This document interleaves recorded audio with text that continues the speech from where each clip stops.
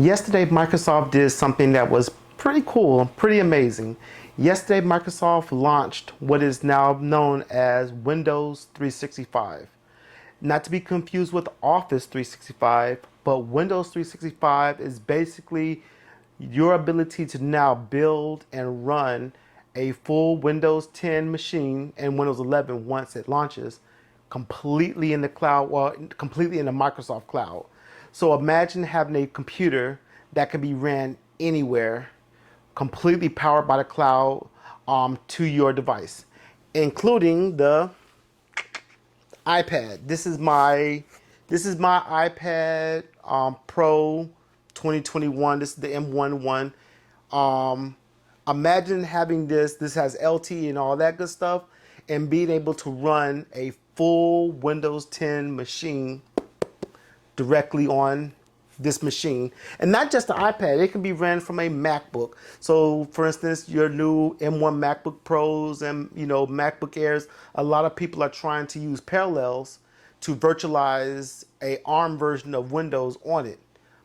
You don't have to do that now. With the Windows 365 Cloud PC, you can simply stream that computer directly onto your Windows or your Mac device.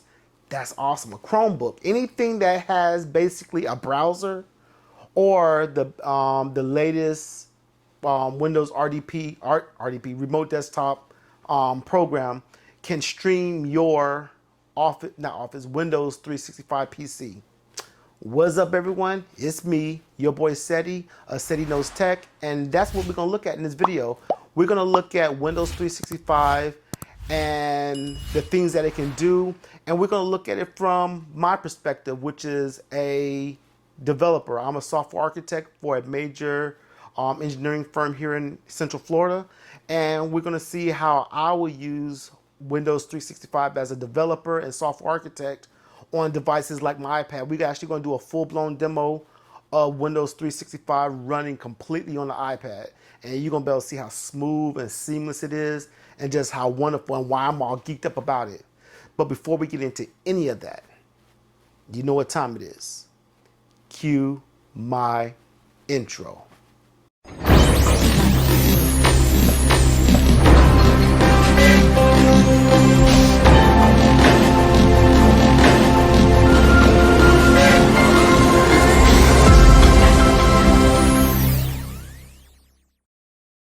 So we're going to first take a look at Windows 365, the actual web page, kind of get an idea exactly what Windows 365 is, or what they're calling their Windows 365 Cloud PC. And in a nutshell, imagine your full computer being completely ran in the cloud, the Microsoft cloud. You can come here to the Windows 365 website and get some information about Windows 365. They have some videos that you can kind of look through. They talk about it to a certain extent, stream your apps, data, things like that. It's secure, powerful. You can make pretty powerful machines. The one that I picked up, or the one that I configured for myself, is a 512, 32 gigs of RAM and a 8-core CPU. So you can do a lot with these machines. You can install whatever you want to install. As a developer, I have a lot of my development tools installed and running. So I got my Visual Studio Code, Visual Studio, Docker, some of the things I do with Adobe. I install SQL Server, SSMS, Navicat for some of my other database connections. I got Docker installed, a lot of my Docker images that I use. So you can kind of go through the Windows 365 website and see exactly what they have and kind of get an idea, more refined view of what Windows 365 offers. Like I said, don't get this confused with Office 365. They're different. With Windows 365, that is a cloud PC. It is a machine, a computer, completely in the cloud, whereas Office 365 is the Office suite. It's their subscription model for the Office suite, so that your Microsoft Word, Excel, PowerPoint, Publisher, and all that kind of stuff. This is not that. You can install your Office suite on your cloud PC, this Windows 365, but Windows 365 is different. I have the business. I went with the business version of all this, and the reason why I want the business is because this is not available yet to necessary consumers. It's really more business focused at this point. So you have to have a business license or kind of a business subscription with Microsoft, and I have one with my company that I have. With the stuff that I do personally, I run it under my own company and so forth. And a lot of my stuff is ran via the Microsoft services. So I have a, Microsoft account that's a business account where I, get my email, my, SharePoint, a lot of my services and my Office 365 through them. So I was eligible for Windows 365 when it launched yesterday. So you can kind of see, they kind of give you some more information about it. You can actually come here and start looking at the prices. Like I said, this is a paid subscription, just like your Office 365. This is a paid subscription, and it starts about, just from the front page, $31. You'll see that once we go into the actual pricing tier, and you can see all the SKUs for the various configurations. You'll see, I believe the cheapest one you can get is $20, maybe $21, something like that. And those machines are very low powered. They're basically used for maybe specific tasks that you might want to run, low level tasks and things like that. I think the $21 one is like one CPU core, 4 gigs, and 128 maybe, or even 64, but we can look at that. And from the basic, you'll see that, it goes here to tell you about $31 that can run light productivity tools and web browsers. And it goes all the way to $66 for, for 4 cores, 16 gigs, and 128 gigs of storage. But if you come here and see all the plans and pricing, you can see that there's a lot of SKUs that Microsoft has for this. And this is what I was talking about, with $24, not $21, but $24. And with that, you get one CPU core, 2 gigs of RAM, and 64 gigs of storage. And it kind of goes on from there. And as you see, it progressively gets more expensive as you start adding resources to your cloud PC. And this is the one that I have right here, the 32 gigs of RAM, 512 gigs of storage, and 8 virtual cores. And yes, this is not cheap. And like I said, cheap is subjective. I see the value in it. So $162 a month is not expensive for what it's giving me, which is a computer that I can run anywhere. I'm currently running what you're looking at right now. I'm running this on the iPad, and you're going to see me run my full Windows setup directly on my iPad.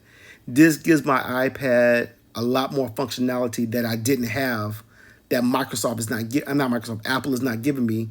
And with this cloud PC, I literally have my full work PC with me anywhere that I can use at any time, right from my iPad, a device that I love. So the $160 a month, while that might sound expensive, I do this for a living, so this is just something I chalk up as a business expense at the end of the year.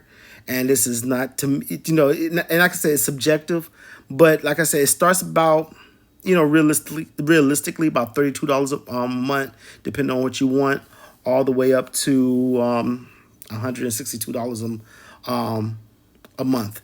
So there's a lot of SKUs here and a lot of configurations that you can configure your cloud PC with, but you got to remember, you get a full Windows desktop, a full Windows computer in the cloud. So if I come here, once you purchase an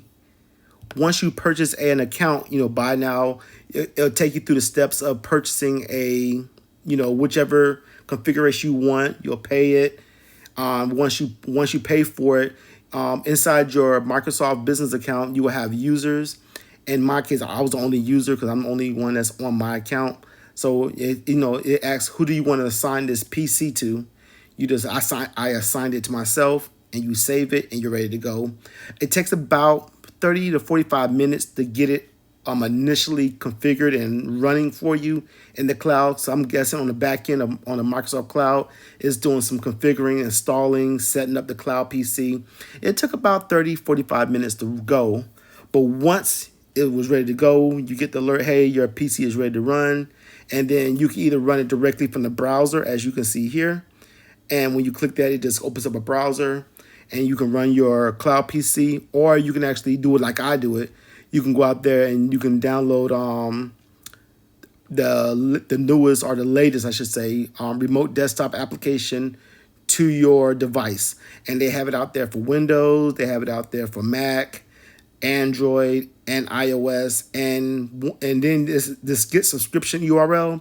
If you click that, it's going to give you. I'm not going to click because it'll give you my subscription URL, but it will give you a URL that you will cut and paste, or copy and paste, I should say, into your remote desktop application, and that will actually bring your remote or your cloud PC over to your over to your remote desktop setup. So what we're going to do now is I'm actually going to show it to you. So this is my iPad. This is my iPad. This is my iPad Pro, the latest version with the M1 and all that, which really doesn't matter because this thing can run on anything. But for transparency, this is my iPad Pro, the latest one, and so forth.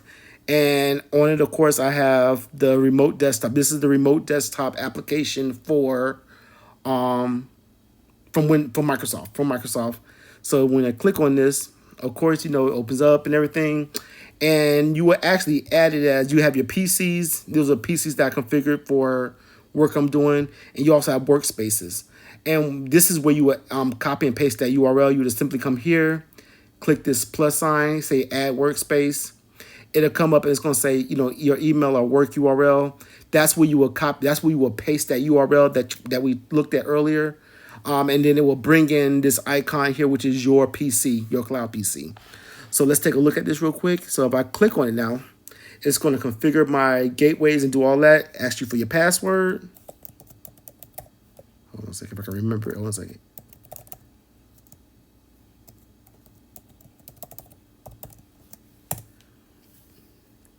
There we go. And just like that, bam, remote desktop kicks in. And I'm now in my cloud PC. This is my cloud PC. This PC is running, like I said, it's 32 gigs of RAM, 512 gigs of storage. When I first, open it up and everything, went to my PC. I saw that I installed a lot of stuff on here, but when I first got into this PC, it had about 480 gigs free of the 512 gigs that had allocated to me. So that missing amount of space is for the operating system and things like that. So, but in this, I got 392 now, but I got a lot of stuff on here that I'm gonna show you. The cool thing is that this thing actually interacts with your iPad. So this volume right here, or this drive right here, is actually bound to your iPad or whatever device you have hooked to it. So if I come here, for instance, and go to my Files app, go to my remote client, this folder right here is this drive right here. So if I put files, I should say, if I put files in this folder, it will show up in this drive here. So that's kind of cool. So you can directly interact with your iPad or whatever computer, your Mac or whatever. You can directly interact with your local device from your cloud PC. That includes camera, that includes copy and paste, and that kind of stuff. You can actually do all that with your cloud PC. So like I said, I'm a developer, so I have a lot of my development tools on here, and from all the stuff that I installed on here, had no issue in installing any of my development tools. So some of the stuff that I have installed on here are things such as Visual Studio Code, Docker Desktop, my terminal for my WSL2, Postman, my Navicat, things like that. I even got some graphic programs on here like my Adobe XD that I use for mock-ups and things like that, as well as Axure RP10, Photoshop. I got Photoshop. Now, I don't consider myself a Photoshop person.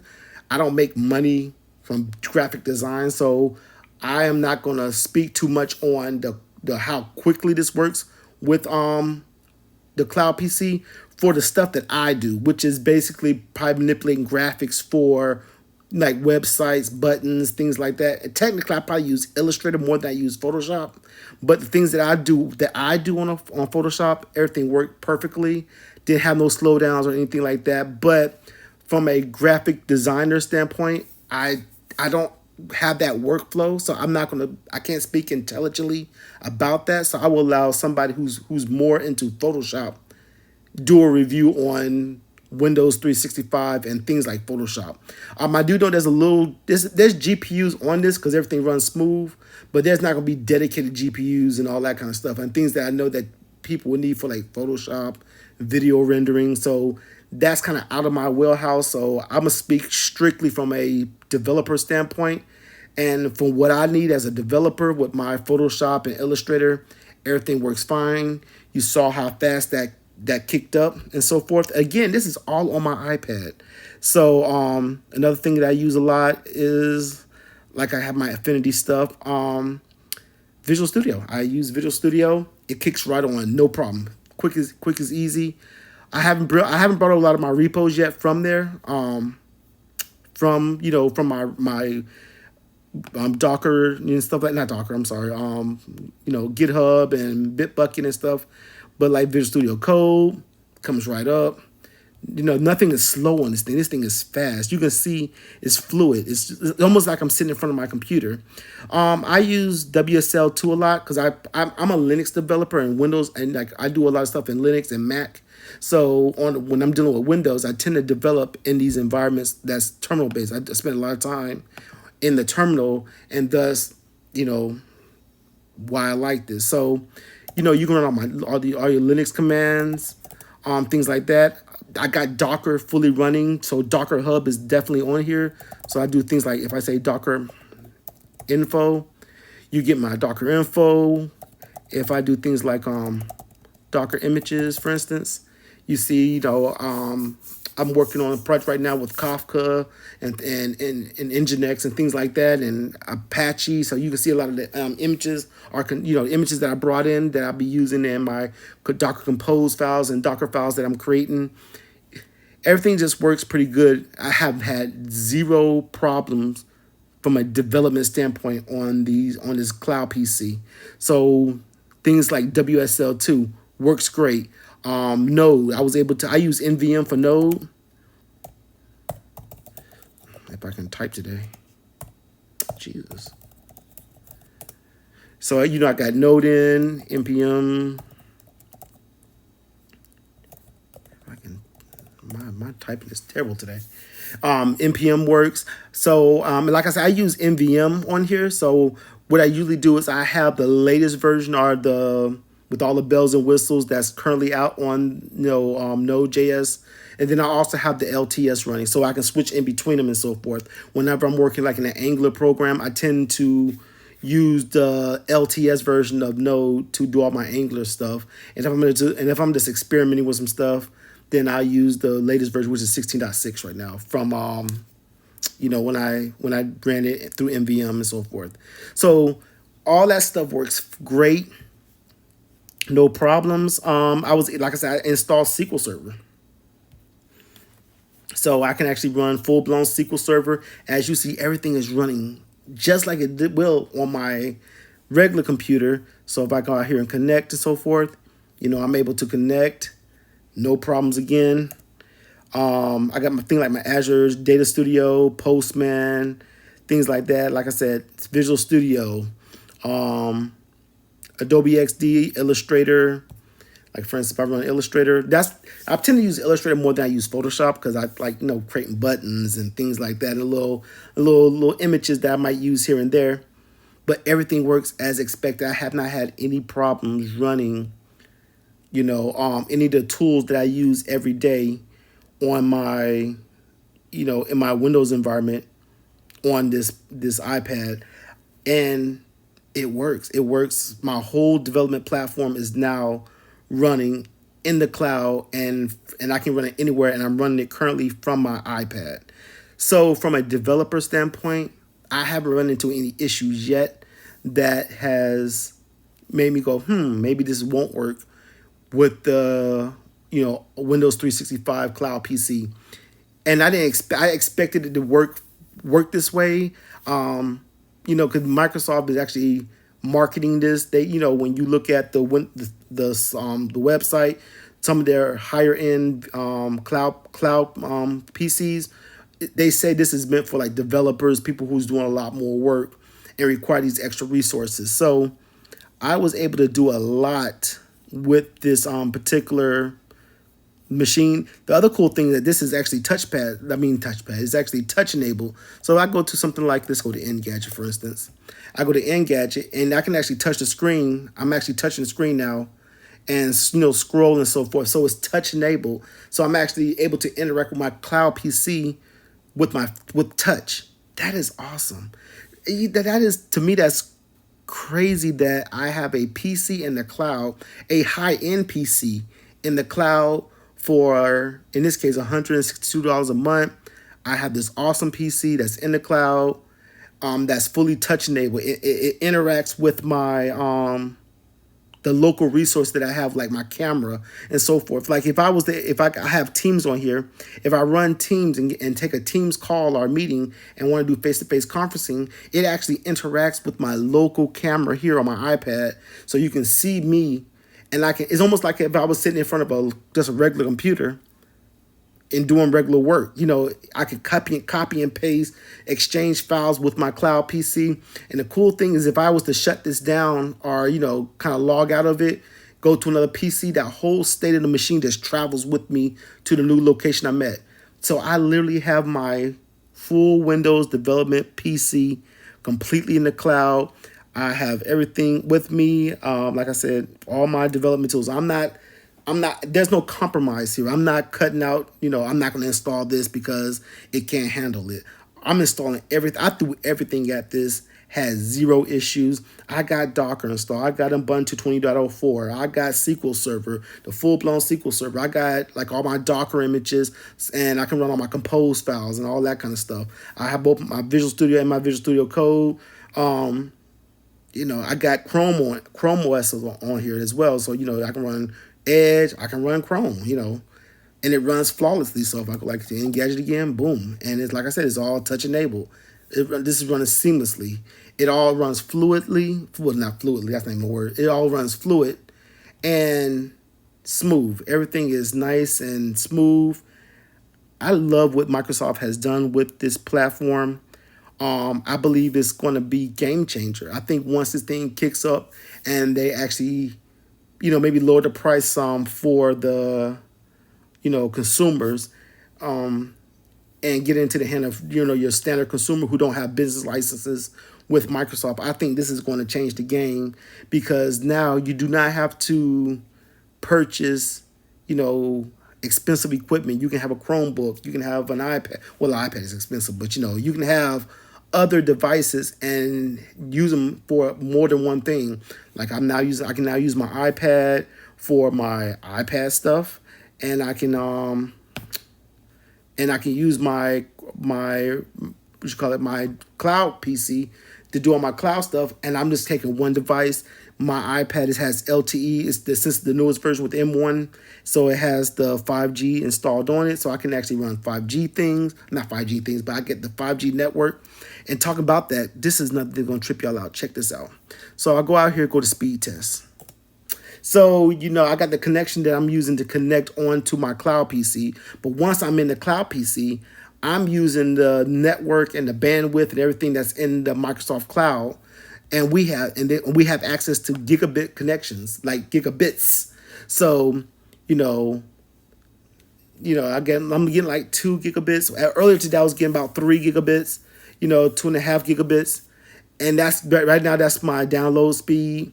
The upload speed was just as good. There was no latency at all. So that's the download. I'm getting 1.8 gigabits for this is actually the lowest I've seen it since I had this thing. Usually I'm getting about 2 gigabits Maybe if I change the endpoint, something like that. But I'm usually got between the highest I got was 5.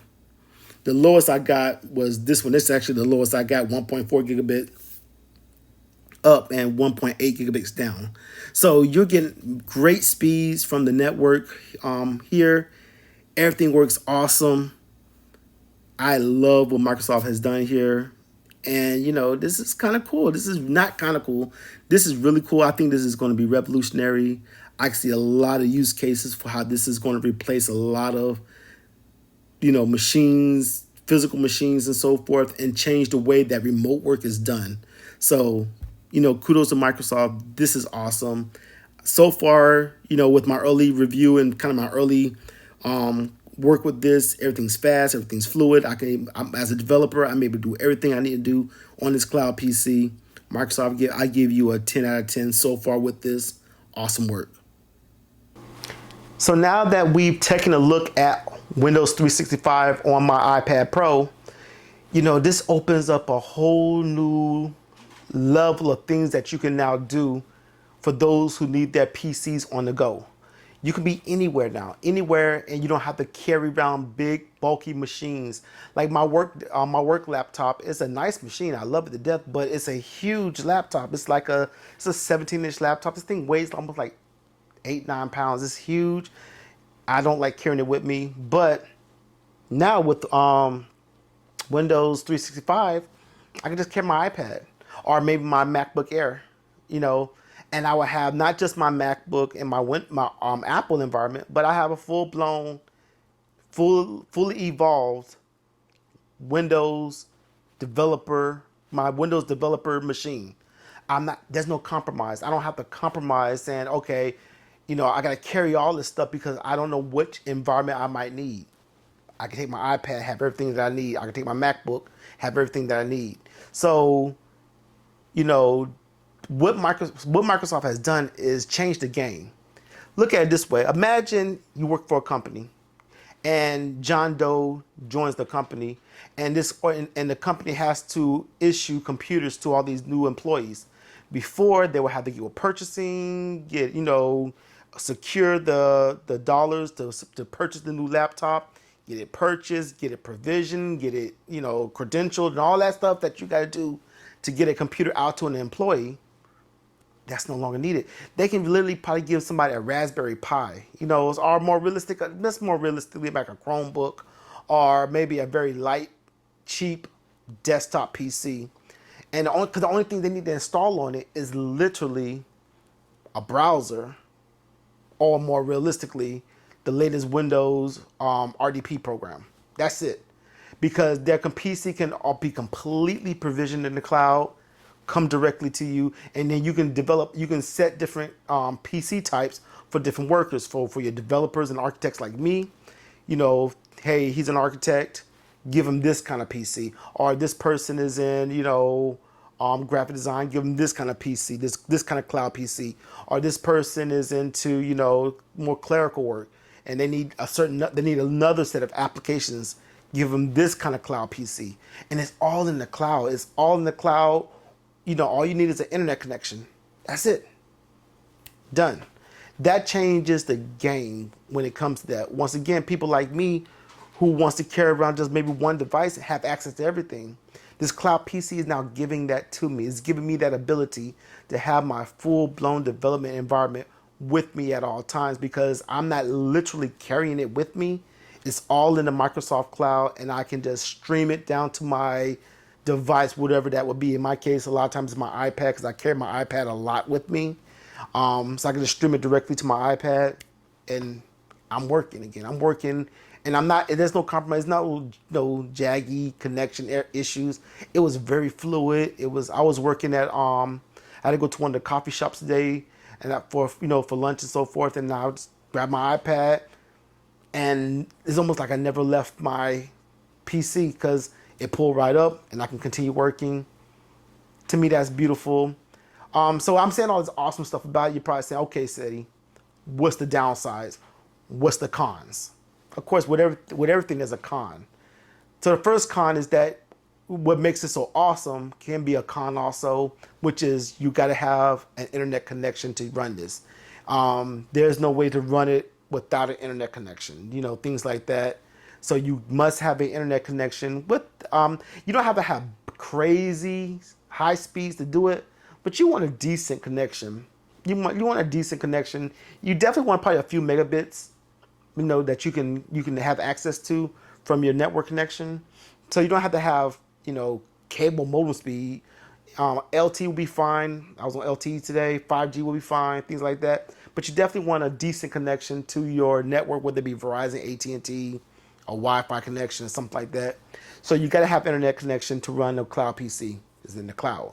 The other thing is if you're looking for a gaming PC, this is not it. This is nope. Don't pass go. Do not click that $200. Stop right there. That's not going to happen here. It's not there yet. Microsoft is, I know they're working with securing, like adding GPUs that you can add on GPUs to that. I guess when that happens, maybe, because Microsoft do have Xbox that you can stream from their Xbox cloud and stuff like that. So they have the technology in place. It's just not in the cloud PC technology yet, but it's coming. According to Microsoft, that kind of functionality is coming. To what? How does that look once it's there? But you know, if it's any indication of what Microsoft has done with the cloud PC, I look forward to it, but it's not there yet. So if you're looking for a gaming PC in the cloud, while that sounds awesome, it's not there yet. So you're still gonna have to get yourself a gaming laptop or a gaming desktop computer to do that kind of stuff because it's not in the cloud yet. But besides that, if you're just doing work, you know, development, just work, whatever that looks like for you, and you use a Windows machine, a cloud PC is awesome for you. It's awesome. Like I said, it depends. It's expensive subjectively, depending on what you want. But if you value portability, if you value ease of use and the ability to have that PC anywhere you go, you're not worried about your PC getting stolen. They can't steal the Microsoft cloud. You know, things like that. If you value that, then you start to see the value in the cloud PC. And suddenly that price tag, in my case, $162 a month, seems a lot less prohibitive. It's a lot less prohibitive when you look at I'm getting value that I like. So that's it. That's my spill on the Windows 365 Cloud PC. I hope you enjoyed it. If you like this kind of content, please hit that like button and subscribe to the channel and hit that bell icon so you know when I push new content to this channel. Like I said, it's a fairly new channel, a little less than a year, so I'm still trying to generate a lot of organic traffic traffic and audience to this channel. But this is the kind of content that I bring, and from a different perspective. You know, not just video editing. Well, there's nothing wrong with that. I'm not saying all video editors are bad. I'm just saying that's a lot of times what you see on tech channels about video editing and things like that. I'm just trying to bring another viewpoint to that world because I'm not a video editor. You can look at my content; it's not nearly as nice as some of the other people. I'm learning. I am learning, but you know, I don't consider myself a video editor or a graphic designer. I am a code junkie. This is what I do. I design complex systems and code and stuff. And this kind of technology blows my mind that I'm now able to do that kind of stuff on the go from an iPad. So if you enjoy this kind of content, please hit that subscribe button, like button, subscribe to the channel, bell icon so you know when I push new content. And until the next one, as always, stay geeky, stay techie, Ceddy out.